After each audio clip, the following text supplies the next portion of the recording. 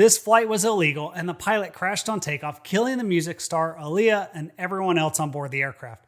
This is the story about a pilot that never should have been flying the plane, the lies that were told, and the shocking details of the illegal flight that led to this terrible tragedy. I'm Hoover, and welcome to your Pilot Debrief. Our story takes place late afternoon on August 25th, 2001, when Aaliyah and 7 other passengers boarded a private charter plane to fly from Marsh Harbor in the Bahamas back to Miami, Florida, not knowing that they would only have minutes left to live. Immediately after takeoff, witnesses saw the aircraft enter a steep nose-high altitude, getting only about 40 feet in the air before it banked to the left, pitched nose down, and impacted the marshy terrain, where the aircraft broke apart and caught on fire, and everyone on board died. Aaliyah Dana Houghton was known as the Queen of Urban Pop, and she was a rising music star and actress.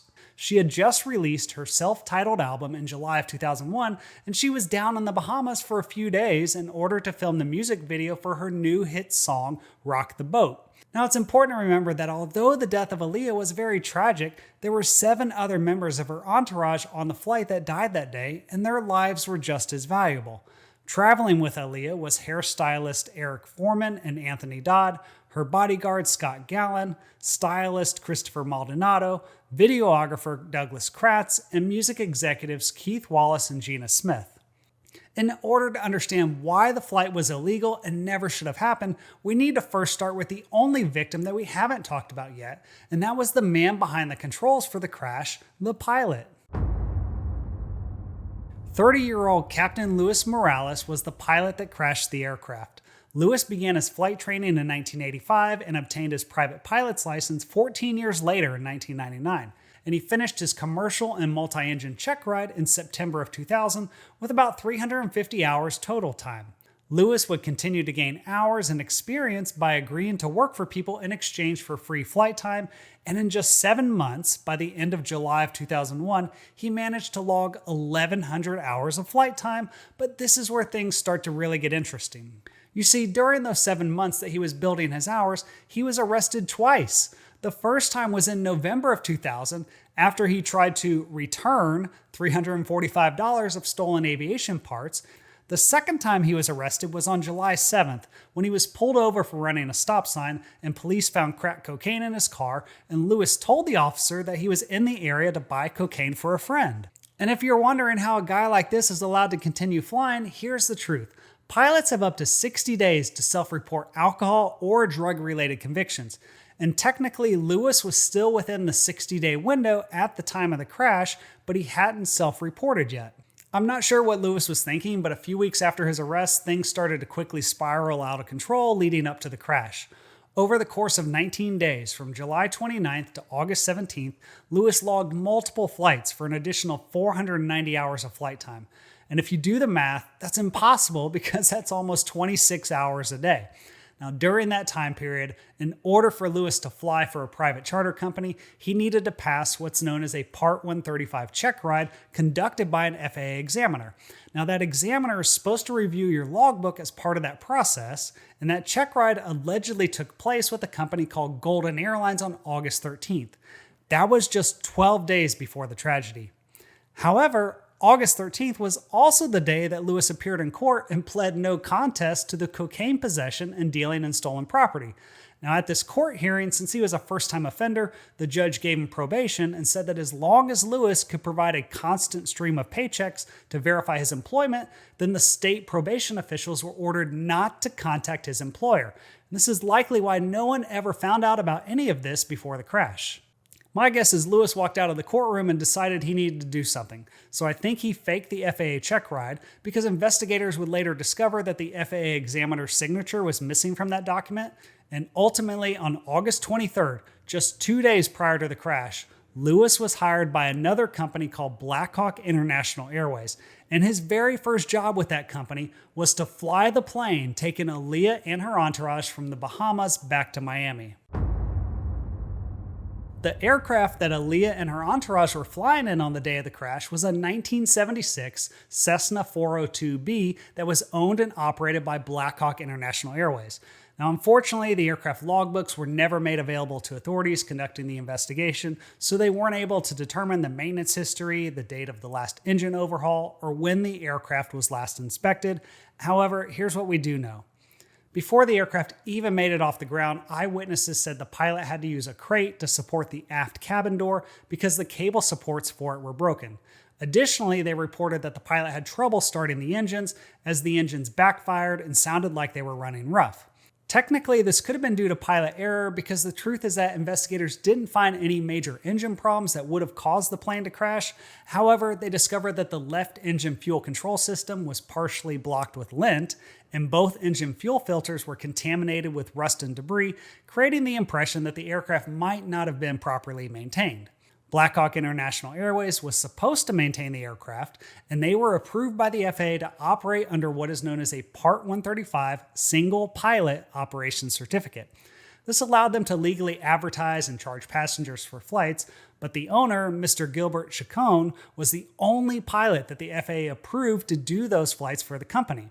This meant that as soon as Black Hawk hired Lewis to conduct the flight, they were no longer a single pilot operation and they were in direct violation of FAA regulations. If that's not bad enough, it was later discovered that at the time of the crash, Black Hawk International Airways was not authorized by the Bahamian Aviation Authority to conduct commercial operations in the Bahamas. In fact, the investigators couldn't determine if the pilot ever filed a flight plan, and no records existed to verify whether the pilot ever talked to air traffic control during the entire flight down to the Bahamas to pick up the passengers. So no one knows for sure how Lewis got the plane into the Bahamas without any questions being asked. All of the travel arrangements had been made by Atlantic Flight Group. Think of them as like a personal travel agent that handles all the cargo and passenger flights for the trip. That's who Aaliyah and her team depended on to book these flights and get them down to the Bahamas and back safely. When they flew down to the Bahamas, the flight was booked through a company called Sky Limo, who had aircraft and pilots on call 24/7. Sky Limo originally planned to take Aaliyah and her team back on Saturday, but someone called them and told them that the production was delayed and they wouldn't be needed until Sunday. Well, as fate would have it, video production finished early on Saturday, and even though Sky Limo had aircraft on standby just an hour away, no one ever called them. Instead, Atlantic Flight Group called Black Hawk International Airways, and some individuals would speculate that this decision was made because the plane from Black Hawk was cheaper, so that meant they would save some money on their travel. But regardless of the reason, that's how Lewis ended up in the Bahamas that afternoon. Lewis was supposed to pick everyone up at 4:30 p.m. Unfortunately, he didn't show up until almost 2 hours later. Those closest to Aaliyah knew that she was a nervous flyer, so the delay didn't really help her anxiety, and when Lewis landed and she saw the plane, that's when she knew that something didn't seem right. You see, when Aaliyah flew down to the Bahamas, they had flown on a Fairchild Metro 3, which is capable of carrying up to 19 passengers. The Cessna 402B that Lewis brought in only had 7 seats in the back for the 8 passengers.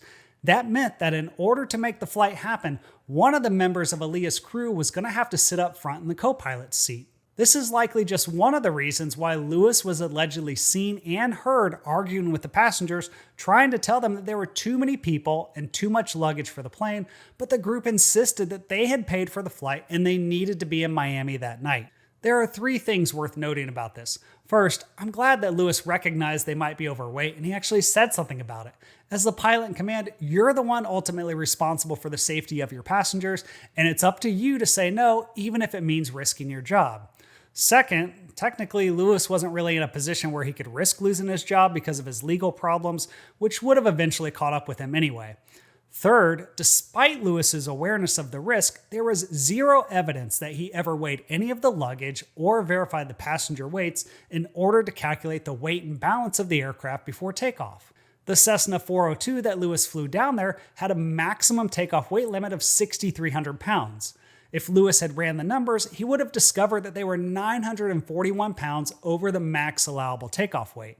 However, that doesn't explain why they crashed, and we still haven't talked about the 3 other shocking revelations that were discovered after the crash.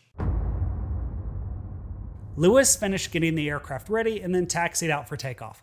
The investigation determined it was likely that Lewis wasn't using the checklist because the aileron trim tab was found selected all the way to the right, The rudder trim was found selected full to the left, and the elevator trim was selected full nose down.